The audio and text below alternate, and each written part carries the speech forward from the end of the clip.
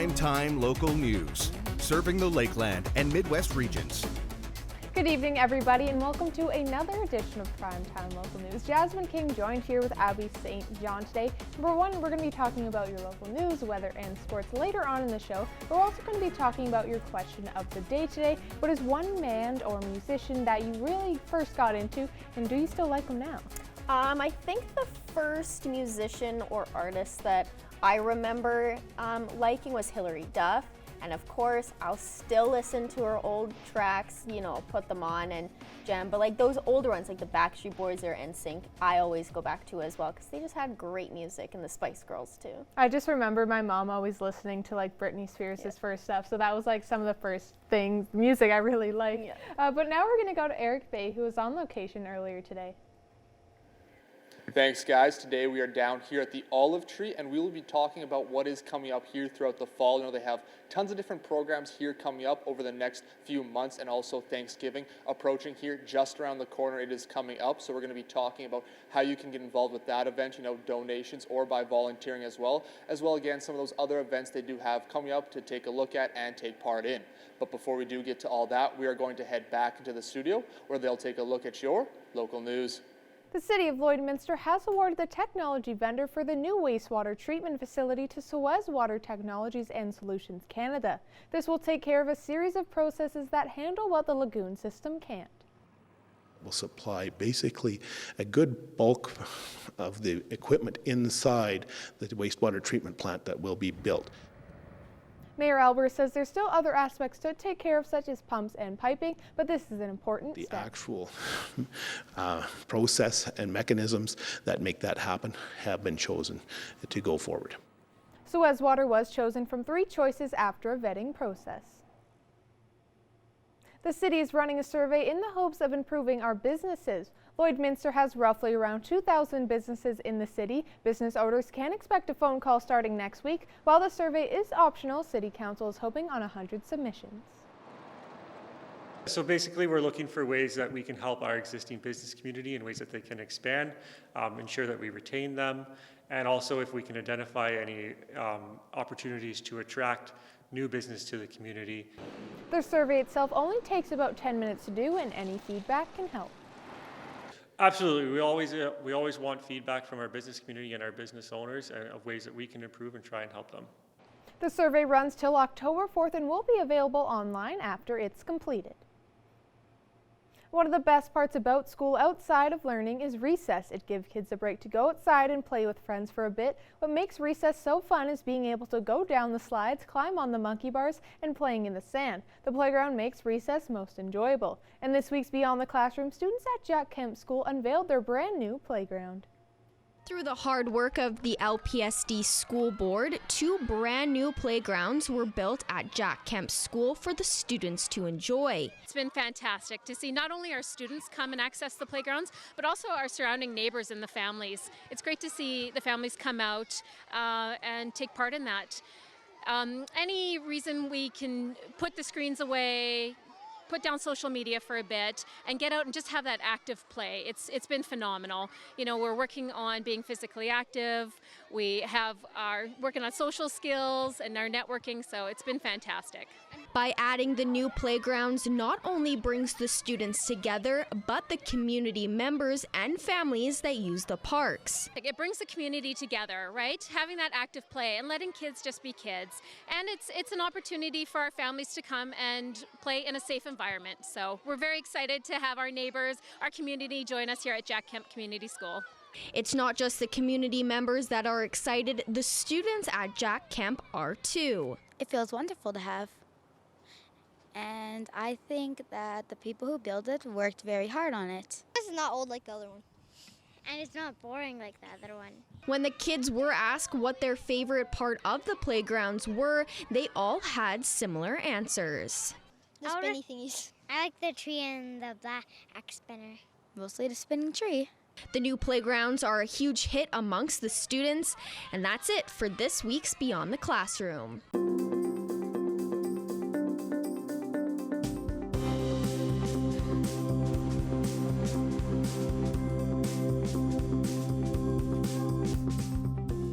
Now we go to our Eric Bay, who was on location earlier today. Once again, we are back here at the Olive Tree, and today we are taking a look at what is coming up here as we get into the fall season, and Janet Thompson joins me now. And now you guys have a few different fall programs actually starting up here, so can you tell us a little bit about those? Yes, we're kind of in the full swing of things now. We have our seniors luncheons that just started again, our moms program. Men's coffee runs all year round. And then obviously with the schools starting up again, we have the school support and all of those awesome programs that we do with that. So that's a big thing for the fall. And then we also are prepping and gearing up for our big Thanksgiving meal that we do every year. So we have lots of people come alongside us and support us, including our grocers and individuals in the community, to help donate and give us what we need to provide meals for everybody. I know you do mention that Thanksgiving, just about a month away now here. So is there anything in particular, like food-wise or maybe volunteer hours and stuff, that you are looking for from community members here? Yeah, it takes a lot of people to prep and do everything, so that's obviously volunteers are always needed. Lots of things like different sides, like pickles and all the fixings that go along with Thanksgiving. This year we have an awesome turkey donor.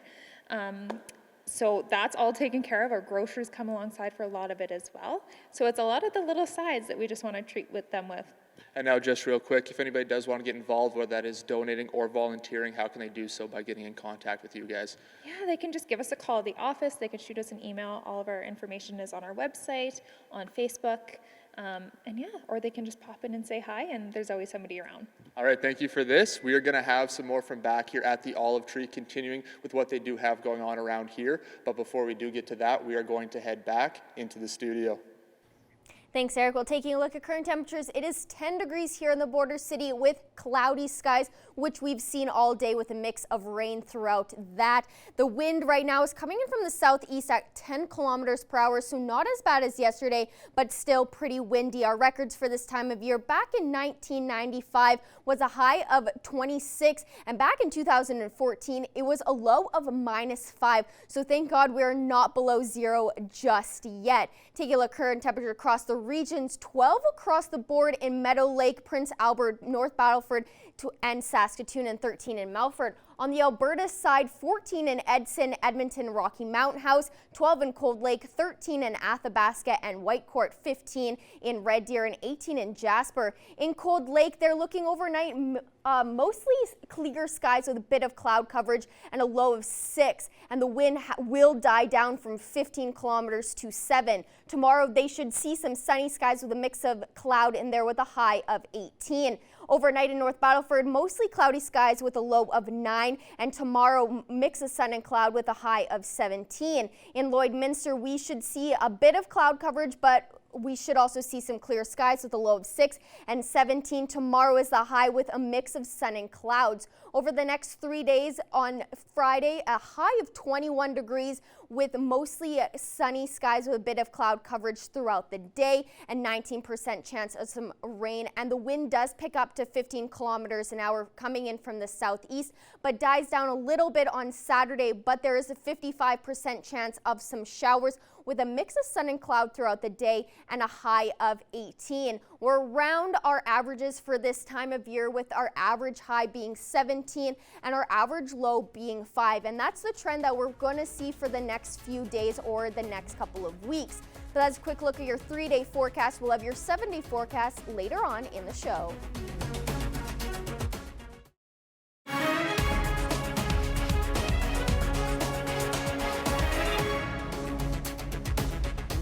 A leading U.S. farmers organization says it wants the new North American trade agreement renegotiated to fix a major flaw, and it has nothing to do with Canada's much-attacked supply management system for dairy. The National Farmers Union says the new deal's extended patent protection for the new pharmaceuticals must be reduced so that less expensive generic versions of new drugs will be available to consumers sooner. It says American farm families that face growing stress and shrinking markets need better access to affordable health care, which includes pharmaceuticals. Neither Canada nor the U.S. has ratified the new deal. The Liberal government has said it won't renegotiate the agreement. Manitoba Agriculture says a new, tougher type of soil-borne invasive disease that can kill canola plants has been found in the province for the first time. The province says clubroot pathotype 3A has been discovered in the rural municipality of Pembina. This type has been shown to overcome resistance that show types of canola to have the disease. The Canola Council of Canada says this finding should prompt the industry to take clubroot, which can be easily spread, seriously. It says producers should establish clubroot management plans in order to get ahead of the disease. Clubroot was first detected in a few Alberta canola fields in 2003, but has spread and has now also been found in Saskatchewan. Now we'll take a look at your egg prices.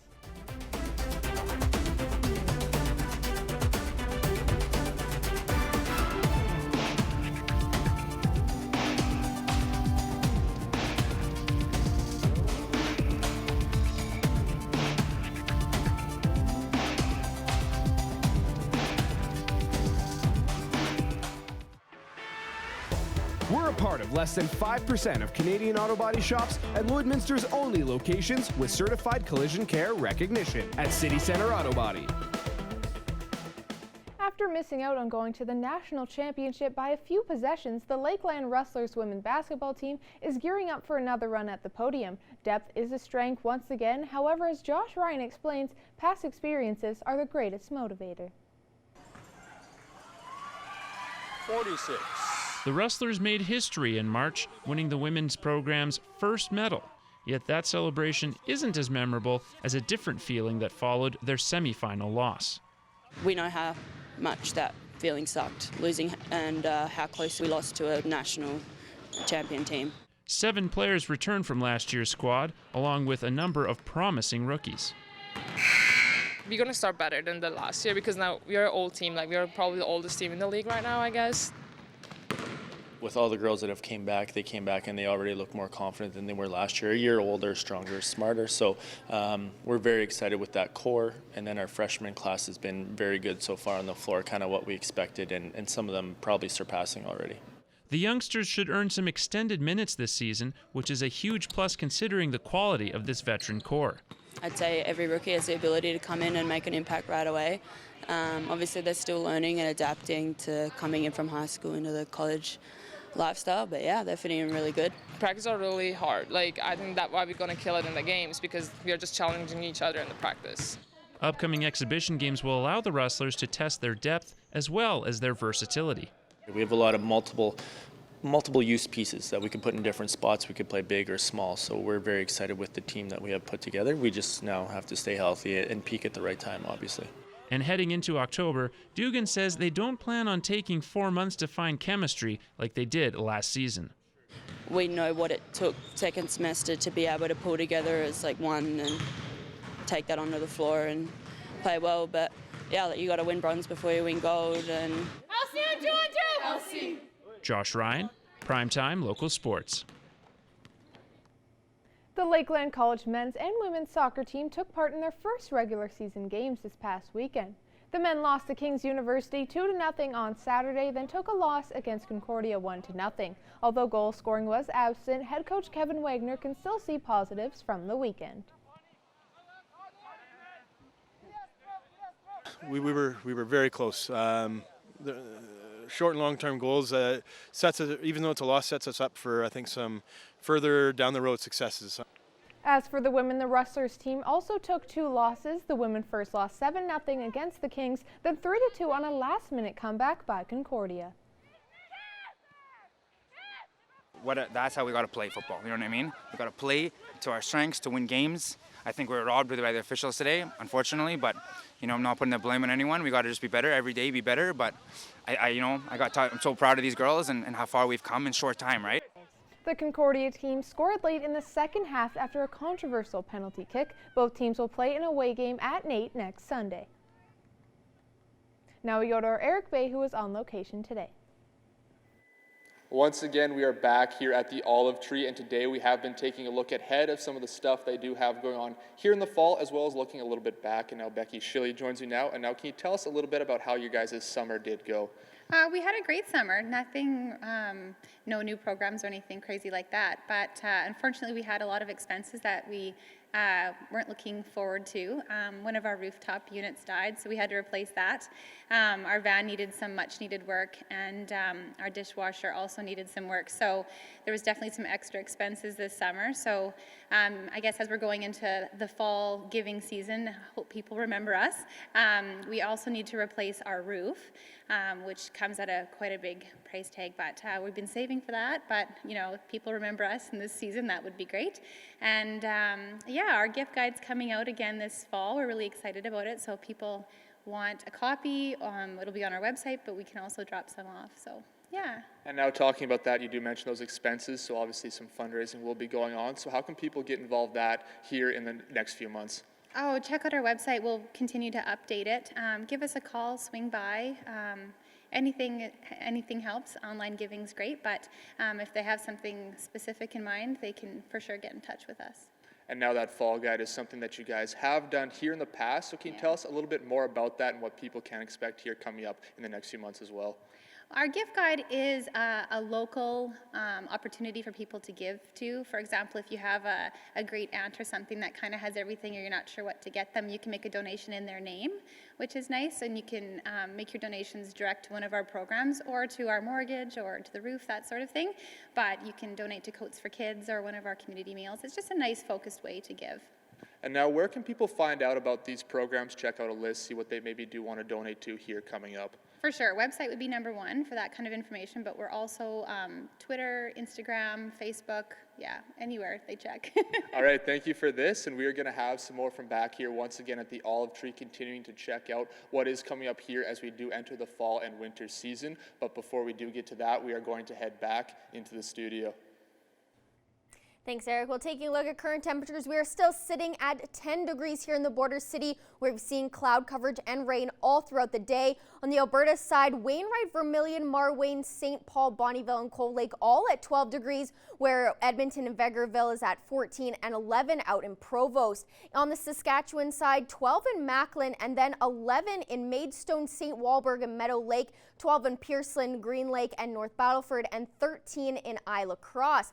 Tomorrow, we're getting a little bit warmer than we were today at 17 for the high. Maidstone, North Battleford, and St. Walburg all follow suit at 17, 19 in Macklin, and 18 for the rest of the region in Pearson, Green Lake, Meadow Lake, and Isla Crosse. On the Alberta side, 18 in Cold Lake, and then 19 in Lac La Biche, Bonnyville, St. Paul, Vermilion, and Wainwright. 20s both in Edmonton and Vegreville, and 17 in Provost. Now for your school day forecast here in the border city. For tomorrow, 8 a.m. will be 7 degrees with mostly cloudy skies with a little bit of sun peeking out. Then by the time recess rolls around, it'll be around 10 degrees and that sun making its way out of the clouds for lunchtime where the sun will really shine at 13 degrees. And by the time school is out, it'll be nice and bright and sunny at 16 degrees. Over the next 7 days, tomorrow 17 is the high with mostly sunny skies, the mix of clouds in there. 21 on Friday with a mix of sun and clouds. 55% chance of some showers on Saturday with a high of 18 and mix of sun and cloud. Mostly sunny skies on Sunday with a high of 18 as well. 18 also on Monday where we could see another cloudy day but low chance of some showers for right now. 16 both on Tuesday and Wednesday with a mix of sun and cloud, with Wednesday being a lot more sunnier than Tuesday and Monday. We're right around our averages for this time of year or a little bit above or below, with our averages high being 17 and our average low being 5. Last look at your 7-day forecast. We'll have more news coming up after the break. Once again, we are back here at the Olive Tree, and today we've been taking a look at some of the different programs that will be coming up here throughout the fall. And Jana Thompson joins me once again, and now you guys, obviously, Farmers Market, that's a big staple, and we are entering market season, so can you tell us about that? Yeah, it is kind of the busy season for farmers markets. We have lots of amazing vendors here, and then we also have a few events planned. And so how the farmers market kind of works is that it's a year-round fundraiser for the Olive Tree. So it's a great way for a community to kind of come in, check out what we do, and also support local vendors around here. So we have a couple things, like I said, coming up. We have the Fall Extravaganza happening on October 5th. There'll be lots of fun activities, lots of great vendors, lattes, all those good things that come with fall. And then we also will be doing a second pop-up. So this is our second one that we've done. We invite a bunch of different vendors in again. We fill the dining hall, and some amazing businesses like Cliff Rose and Hot Peppers have donated a clothes for that. So again, it's just a fundraiser. It's called 100 West, and we're super excited to see another amazing turnout for that. And now if people do want to get involved, whether that be with the farmers market, staple here, or the pop-up, something like that, how can they do so? Yeah, we do have a website set up.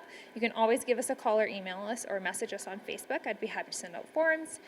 Same with the different pop-up, same thing. They can just give us a call. We'd love to have different people come in and do their own little pop-up event with us. So yeah, it's super easy, it's super fun, and it's a great little community thing to do in the fall. And now also you did mention that pop-up. It's actually your guys' second year doing it. So maybe talk about last year's and talk about, kind of the response from the community and how it went last year. Yeah, so we did one actually this past spring. So we did the boutique pop-up, and then we had extra vendors come in, and it was a hit. Lower Shandon Farms did all the little appetizers for us. We had some fun drinks and stuff for them. And it was just an awesome opportunity to just socialize with different people, for vendors and local people to come out and support each other in that. So it had an awesome turnout, and we're looking forward to it again. All right, thank you for this, and we are going to have some more from back here at the Olive Tree, continuing with what is coming up here throughout the fall. But before we do get to that, we are going to head back into the studio.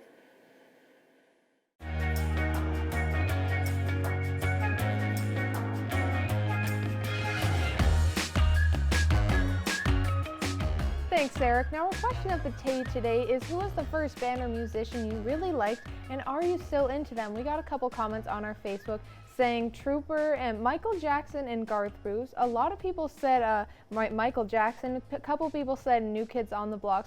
And one person said the Beatles. So there is a lot of different generational artists that were featured on that. Oh yeah, definitely. I think some names that stick out to me just when I was growing up was definitely the Spice Girls. Me and my sister were big fans of them, and Hilary Duff. Obviously, I will still listen to both of their music because it's still so good, and when you really want to throw back, you really have to throw it back. You're right. I was always more into like Destiny's Child and Beyonce because my mom was a huge fan of them. So that got me into that. But the one that I really remember like really being into was One Direction, because I was like, oh my God, a boy band. Like I love them so much. Yeah, and it was like our generation's Backstreet Boys and NSYNC. Like obviously we still were alive during that time, but that was really the boy band that kind of compares to them. Every generation has some type of boy band. But now we're going to take a look at your pet pad pictures. So this is Cheeks. Just adorable, obviously enjoying a fun party with that party hat on, super festive. I love the hat. This is Chili. Love the name, and just such an adorable dog. Very cute. Yeah. This is Kiesel and Cooper. Adorable names. I love Kiesel. That's very unique. They are obviously enjoying the wilderness. And they're matching outside. Very nice. And this is Winnie. Gorgeous, gorgeous dog. Just so beautiful. And finally, this is Whale Gus. Again, love the creativity in the names. Just super adorable. Reminds me of Garfield just a little bit. Super cute. That is a very original name. I don't think I've ever heard that. But thank you to everyone who submitted your pet pictures. We'll be giving away a Pet Pad gift card at the end of the week. We want to see your pets. Send photos of your pet and their name to our Facebook, Twitter, or Instagram to have them featured on Pet of the Day. Your name will be entered into a weekly draw for a gift certificate from the Pet Pad. We're pleased to be joined today by Colonel Jeremy Hansen. Colonel Hansen, you have such an exciting life and such an exciting job. Welcome to the show, and thank you so much for joining us. Thanks for having me. Well, I want to talk about recently the last Canadian astronaut making headlines, David St. Jacques. Tell me about his mission, and were you involved in his mission at all? Yeah, well, the Canadian Astronaut Corps is very small. There's only 4 of us, so we are all involved in one way or another. But Devin had a really successful mission on behalf of Canada. He left our planet in December on a Russian Soyuz rocket, was at the International Space Station for almost 6 months, coming home in June. And during that time, he had some real landmark opportunities. Of course, he operated Canadarm2, our robotic contribution to the International Space Station. He worked on a lot of science experiments, well over 100 experiments he worked on while he was in space, and just trying to bring benefit and understanding back to Canada. And then probably one of the highlights for him, he was able to do a spacewalk, where you get in that big spacesuit, you leave the safety of the space station, you go outside in order to do a repair. So a really successful mission. Now, what about you? Have you had any word yet as to when you will actually be doing the next Canadian to go up in space? Yeah, not exactly. I mean, I know I'm going next. We have a mission between now and 2024, but where it actually falls, I don't know yet. Nobody knows. We have a lot of really exciting things going on. We're developing new vehicles to take humans to the International Space Station. So to date, we're just going, right now, we're just going on Russian Soyuz vehicles, but we have a Boeing rocket called CST-100, and then we have SpaceX also providing a capsule rocket to take astronauts to the space station. And I anticipate I'll be flying on one of those, but we have to get the test program completed, and then we'll be able to negotiate when the next Canadian goes to space. So lots of things to work on, though. We're definitely not bored down here. So is that what you're doing then, leading up to the mission when you actually go? Or are there other things that you have to, and other training missions that you still have to do around that as well? Yeah, it's interesting how it works. So as a Canadian astronaut, I live and work at the Johnson Space Center in Houston, Texas, most of my time. I am back in Canada quite a bit, but the 4 of us in the Canadian Corps, we work here, and we have different jobs. They change quite regularly. Right now, I'm actually in charge of the newest class of astronauts. So there are 13 astronaut candidates, Americans and Canadians. 2 of them are Canadian. Josh Kutrick and Jenny Seide are Canadians in that class. And I'm in charge of their training, getting them through their basic training, ready for their own flight assignments in the future, along with helping in the program. We right now, Canada, this past year, Canada committed to providing a new evolution of space robotics. So we're going to actually incorporate some really challenging aspects next generation robotics, that being artificial intelligence. And we're going to provide these for what's called the Lunar Gateway. And this is a new, you can kind of think of it like a space station out around the moon, but it's going to enable us to both explore the moon, do science out around the moon, and it's going to be a gateway to take us further out into the solar system. And so all of the astronaut corps gets to work on these. It must be so exciting to be involved in this too. I mean, this is not something obviously that everybody can do. What's it like for you going in every day? Is it still kind of hard to realize some of those pinch yourself moments once in a while? Yeah, I'd say once in a while you kind of step back. I mean, I do get caught up in the day-to-day. You know, I'm a father of 3. So I've got that going on the outside. I'm coming to work, and there are lots of things that are just kind of routine here as an astronaut, but there are a lot of really cool opportunities, and it's a very challenging job. I don't take it for granted. I feel very privileged to have it, and I do have those moments like you spoke of every once in a while I step back. Wow, I'm really talking about spending the next week around the moon and eventually on the moon someday, and it's within the realm of possibility. I could even go beyond low Earth orbit maybe today. So these are all very exciting things to be a part of, and I'm very privileged.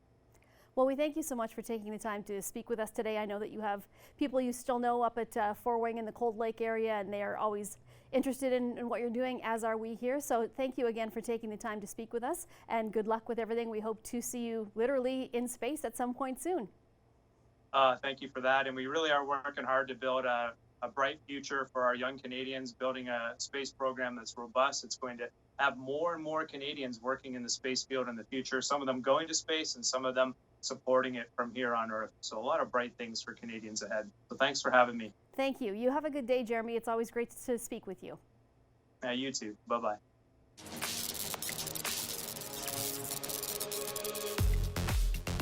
Hey, it's Justin Marshall from Cool 101.3 in Bonnyville and Boom 95.3 in Cold Lake. And here's what's happening around the Lakeland. Well, coming up on Sunday, it's the Terry Fox Run here in Bonnyville, Alberta, 1 o'clock at Slawuta Pond. Evelyn Campo is the organizer, joins me now. I know you really look forward to this event each and every year, Evelyn. Yes, I do. We really is an important event for us. And we really encourage a lot of people to come out and participate. You can bike, you can run, you can walk, rollerblade, whatever you tend to do. You can get more information at facebook.com/cool1013. How'd you guys do last year, Evelyn? Well, we did not too bad on the pledges, but the participation was down because the weather did not cooperate last year. So we're really hoping this year that we will have a nice day, so people will be more encouraged to come out and walk. And Evelyn, why is Terry Fox so important to you in this organizing it for so many years? Well, we lost our son to the same type of cancer that Terry Fox had. He was 18, and so that kind of has a soft spot in our heart for Terry Fox and all that he stood for.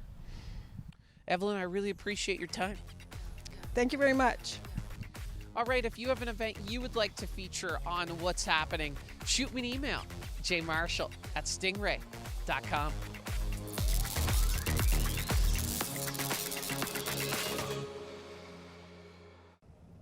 Today I'm joined here with Tori Derzinski, and she is the creator of an event coming up this weekend at Spiros called Prism.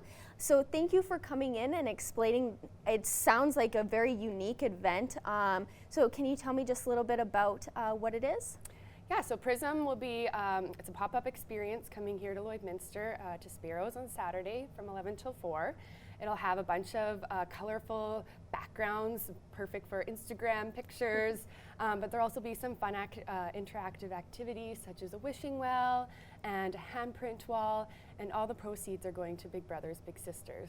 And this is a pretty unique event. I know I don't see a lot of events like this. So where did the idea come from to hold this type of event? So I actually went to, it was called the Museum of Good Vibes down in Kansas City this year, and it was just such a fun event, and it really showed me that just some simple backgrounds can really have an effect on your mood. And so when we were talking about the ways to raise money for Let's Walk the Talk, which is all for mental health, I thought that this was a perfect fit, especially with Big Brothers Big Sisters and the youth that's involved with that. So you mentioned that there's going to be some activities and different walls for people to take pictures, but what can people really expect when they come out and enjoy the evening? Yeah, so it's during the day, just come as you go, but it's just really the positivity and the happiness that you feel with just simple backgrounds, as well as, like I said, things like making a wish can just really bring some positivity into your life. And tell me a little bit about the types of art and work that's going to be, like you mentioned the wishing well, but the different types of murals that people can take pictures. What kind of things will they expect to see, or like what will they look like? So for example, I have Red Bicycle doing an exhibit, so I think they're going to probably bring a red bicycle with some balloons, so you could come take a picture with that. We'll have a solid green wall that you can come and take some pictures with some greenery. And then, as I mentioned, the handprint wall, that will be displayed at Big Brothers Big Sisters afterwards, just to kind of continue the positivity. And it does mention that it is by donation, so there's no set fee. So what do people need to, like what kind of donation? Money donation, toys, food, what kind of things will they be needing? Yeah, just a cash donation. We had talked about doing a set price, but we really wanted to be inclusive to everybody. So just if you want to donate $2, if you want to donate $10, it really doesn't, we're not excluding anyone that way. And we'll also have a small silent auction at the event too to help raise funds as well for them. And it's going to Big Brothers Big Sisters. Why was that organization chosen? So Paula Burge, who was the founder of Let's Walk the Talk, really thought it was important to have funds raised for their mentorship program, because there are kids that have lost parents to suicide and things like that. So we wanted to, this to be a way to raise some funds separately from them. We've already raised some good money for Project Sunrise through the walk, but thought this would be a great extension of that. And really quickly before we wrap up, can you just quickly go through the location, the time, and what people need to bring and what they need to know to come out and enjoy the day. The event is 11 till 4 at Spiro's. We plan to have Jason Whiting as a photographer there, so you could come and buy some prints from him as well. And I think he'll be there after 1. I know there's lots of events going on Saturday, so he's busy earlier in the day. But yeah, it's a come and go event from 11 till 4, Saturday at Spiro's restaurant. All right, well, thank you so much for coming in and explaining this event. It's so unique, and I love how different it is opposed to other events. So I really hope that it goes well. Yes, thank you so much for having me.